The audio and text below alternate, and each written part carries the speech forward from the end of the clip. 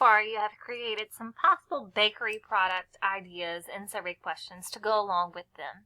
Today, you're going to determine the difference between biased and unbiased surveys so that you can make sure your final survey questions are not biased in order to get more accurate results. Beginning this lesson, we need to talk about a few basic vocabulary terms. The first one being statistics. Statistics is the branch of math that deals with collecting, organizing, interpreting, and presenting data. And we all have an idea of what a survey is. Basically, it's a method of gathering information about a specific group of items or individuals. So when you do a survey, you should always have a specific group in mind. The next few vocabulary words, population and sample. So when you're talking about a survey, you want to survey a specific population. And what that means is you're surveying an entire group of items or individuals that are being studied.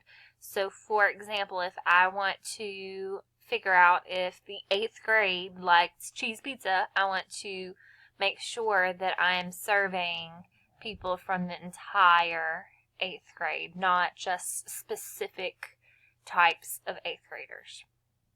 Next is sample.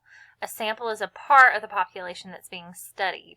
So for example, it says a representative sample of the population is needed in order to make a valid inference or an accurate prediction based on the data. So that's kind of a hard definition to understand. So let's look at this example.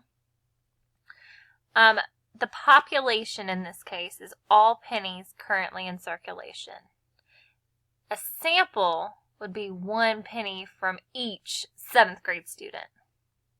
Another example may be the population is 8th graders.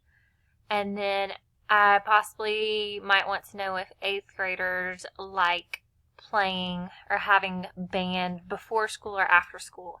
So my sample there would be band students. So it's a part of the population that's being studied.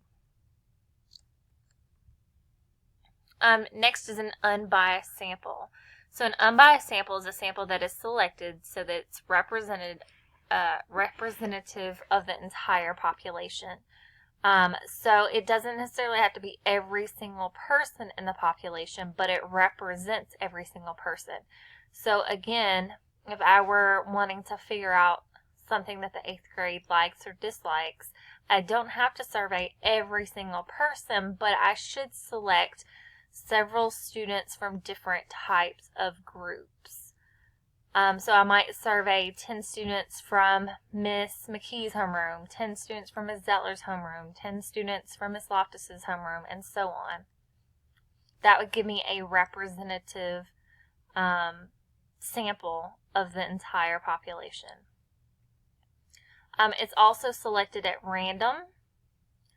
So when you're doing a survey, in order for it to be fair or unbiased, it should be random, and it should also be large enough to provide accurate data.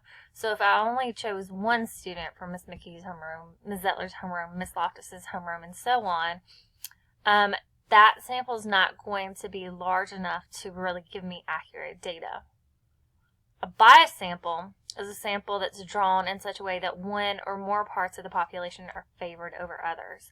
So for example, I might want to see, my survey question might say, whose class should get to participate first in tug of war at field day?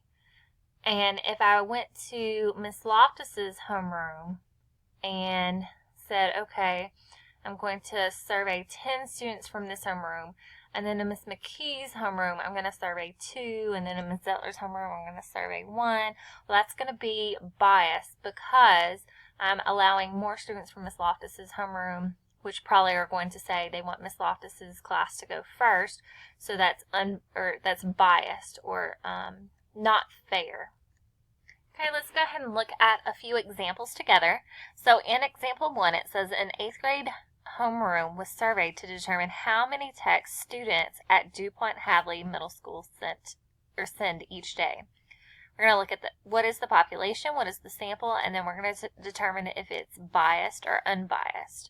So first, what is the population? So in this question, I'm trying to determine how many tech students at DuPont Hadley Middle School sent each day. So that is my population.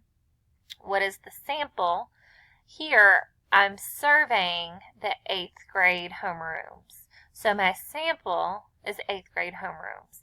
And then lastly, we were saying if it's biased or unbiased. And here it's biased because if my survey is supposed to show how many tech students at DuPont Hadley sent each day, I can't just survey the 8th grade because the 8th grade does not represent the entire school. So if I wanted to make this unbiased, I would have to do a random survey of each grade level. The next example, example 2, it says to track migration patterns of a particular species of birds, scientists randomly tag, release, and track 50 birds of that species. So again, we're going to look at what is the population, what is the sample, biased or unbiased. I want you to pause this video for just a second so you can think through this problem. And then when you're ready, hit play. And when you come back, we'll check the answers together. So first, it says, what is the population? And in this particular survey, the population is the species of birds that are being studied. What is the sample? Well, in this one, it says that we're randomly tagging 50 birds. And those tagged birds are the specially marked birds that are tracked. So scientists are going to use those 50 birds to make generalizations about the entire species of that bird. And then lastly, biased or unbiased. This one was unbiased because we're selecting 50 different ones, so the sample is large enough, and then they're also chosen at random. On example 3, it says if you were taking a survey of the different colors of leaves seen in September, which of the following would be an unbiased sample? So again, go ahead and pause this video. Once you have went through A, B, C, and D and determined which one is unbiased, you can unpause the video to check your answers. So on the very first one, it said 100 fallen leaves collected from the ground. Well, this one is biased because the same color of leaves might fall first, and they're all going to be there on the ground. Letter B says 100 leaves on tree branches, and this one's biased because the same color of leaves will come off the same tree. So again, the fallen leaves will all be in the same spot, and then leaves on the branch trees are all going to be the same as well. Letter C, 50 fallen leaves and 50 leaves on the branch. So this one's unbiased because it's giving us a mix. It's giving us some that are on the ground, some that are on the branches. And it also doesn't specify a certain type of tree. So it's going to give us a well-rounded survey. And then D, 50 fallen oak leaves and 50 oak leaves on branches. And this one's biased because it's specifically looking at the oak leaves, which might not represent all of the trees in the area. Okay. On example 4, it says you want to estimate the number of 8th grade students that walk home right after school in the springtime. Which sample is unbiased? Again, pause this video when you're ready, unpause. So letter A said 3 8th grade students randomly selected in the hallway before homeroom. So A was biased because the sample is too small. It's only surveying students that are in the hallway right before homeroom. Letter B, 8th grade members of the modified track team. Well, this one is biased because the modified track team practices in the spring, so they're all going to be staying after school to practice. Letter C says every 5th, 8th grader walking down the sidewalk after school. This one's biased because they're already walking home, so even though you're doing every 5th, 8th grader, which might seem random, they're already walking home, so they're all going to say that they are walkers in the spring. Finally, the very last one was our unbiased sample. It says each 5th student from an alphabetical list of the 8th graders. So this is unbiased because first it's random.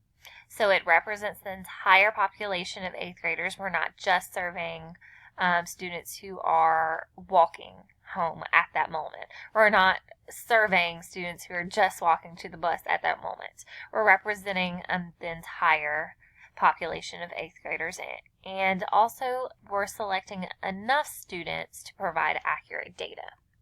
So in just a few minutes, we are going to discuss as a whole group some of these questions down below. So I want you to take a few minutes and reflect on what you just learned about biased and unbiased surveys and samples, and think in relationship to these survey questions that you just wrote. The first question I want you to think about is the new food product a good idea? So for example, if you came up with a bakery product that is made out of oysters, that doesn't sound very appetizing. So if that's one of your options, you're making a biased survey question because it's already eliminating a huge group of people that you know is people are probably not going to choose an oyster bakery product. So you're making your survey biased by using that as one of your options. Another question I want you to consider is, are all 4 responses viable answers?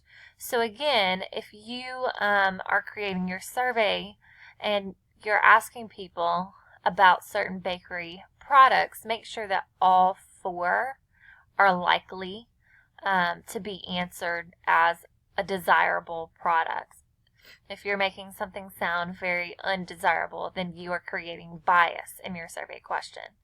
You also want to just take a second and make sure your question makes sense. If you have written it in a way where it is confusing, it could create bias because people could be more likely to choose a certain option if they don't understand what the question is asking.